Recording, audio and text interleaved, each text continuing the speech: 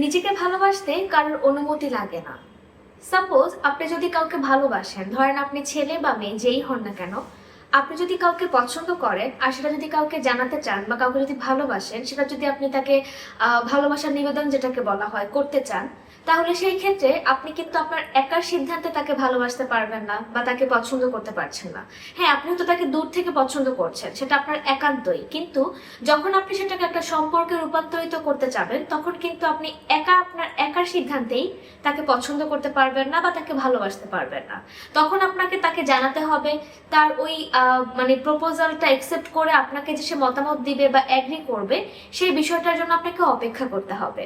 কিন্তু আপনি একটাবার চিন্তা করে দেখেন, আমরা যখন আমাদের নিজেদেরকে ভালোবাসি বা কেয়ার করি বা যত্ন করতে থাকি বা নিজেদের বন্ধু হতে চাই বা নিজেদেরকে নিজেরা সময় দিব, এরকম যদি মনোভাব আমাদের মধ্যে থাকে, তাহলে সেই ক্ষেত্রে কিন্তু আমাদের কারোর অনুমতির প্রয়োজন পড়ে না। আমরা চাইলেই কিন্তু নিজেকে সময় দিতে পারি, ভালোবাসতে পারি। এখন হয়তো অনেকে আমাকে বলতে পারে যে আমি এটা কি বলছি। হ্যাঁ, এটাই ঠিক কথা যে আপনি যখন নিজেকে সারাদিনের ব্যস্ততার মধ্যে দিয়ে 15 থেকে 20 মিনিটও নিজের জন্য নিজের সময়টা আপনি বেছে নিবেন বা নিজেকে সময় দিবেন, তখন কিন্তু আপনার জীবনের কোনো ভুল ত্রুটি থাকলে বা আপনি সারাদিনে কি করেছেন বা আপনার কি কি করা দরকার ছিল বা আপনার কি কি ডেভেলপ করা দরকার ছিল, এই বিষয়গুলো কিন্তু আপনি খুব ভালো করে জানতে পারবেন। তো এই জায়গা থেকেও বলতে পারি যে আপনার নিজেকে সময় দেওয়া উচিত আর নিজের যত্ন নেওয়া উচিত। এখন অনেকে হয়তো ভাবতে পারেন যে যত্ন নেওয়া বলতে কি, আমি কিন্তু যত্ন নেওয়া বলতে পার্লারে যাওয়া বলছি না, বা আমি বলছি না যে অনেক সাজুগুজু করে বসে থাকতে হবে বা আপনাকে অনেক পরিপাটি হয়ে থাকতে হবে, ব্যাপারটা তা না।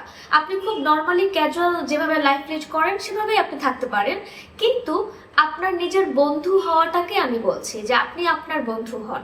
তাতে করে আপনার জন্য আপনি নিজেই অনেকটা সুন্দরভাবে কি কি করা দরকার, কি কি করা উচিত না, এই বিষয়গুলো আপনি খুব ভালো বুঝতে পারবেন।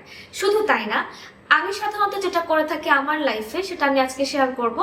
তা হলো, আমি প্রতিদিন আপনার নিজেকে 20 মিনিটের মতো হলেও সময় দেই অনেক ব্যস্ততার মধ্যে দিয়ে। কারণ স্বাভাবিকভাবে আমি সকাল 9টা থেকে সন্ধ্যা 7টা পর্যন্ত অনেক ব্যস্ত থাকি, সেটা আমার অফিসিয়াল কাজে বলেন বা আমার সাংসারিক কাজে বলেন, আমার নিজের পার্সোনাল কাজে বলেন, সব কিছুতে। সো আমি সেই জায়গা থেকে জাস্ট 15 থেকে 20 মিনিট সময়টা বের করে আমার নিজেকে দেওয়ার চেষ্টা করি, এবং আমি আমার নিজের সাথে, নিজের সত্তার সাথে কথা বলার চেষ্টা করি যে আমি অ্যাকচুয়ালি কি করছি, আমার কি করা উচিত, বা আমার আরো কি কি ডেভেলপ করতে হবে লাইফে আগানোর জন্য ইত্যাদি।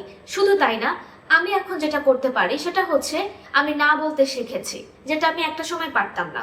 তো আমি এখন আমার চলার পথে অনেক সময় অনেক কিছু আমাদের সামনে কঠিন হয়ে আসে, বা ওটা আমার জন্য ভালো লাগছে না কিন্তু আমি জোর করে করছি, বা আমি হয়তো এটা পছন্দ করছি না কিন্তু ওই ব্যক্তিটা আমাকে জোর করে এটা করাচ্ছে, তখন কিন্তু আমি সেটা না বলতে পারছি। সো এই না বলাটা শিখতে হবে। এমনকি আপনার জীবনে এমন কোনো যদি বন্ধু বান্ধব থাকে বা কোনো রিলেটিভস থাকে বা কোনো শুভাকাঙ্ক্ষী থাকে যারা আপনার লাইফে খুবই হার্মফুল, বা আপনি বুঝতে পারছেন যে আপনি তাদের জন্য হ্যাপি থাকতে পারছেন না বা আপনার হ্যাপি থাকাটার মধ্যে বাধাগ্রস্ত হচ্ছে, তবে অবশ্যই আপনি সেই জায়গা থেকে নিজেকে বের করে আনার যে একটা সাহসিকতা থাকতে হবে, সেটা আপনার তৈরি করা উচিত।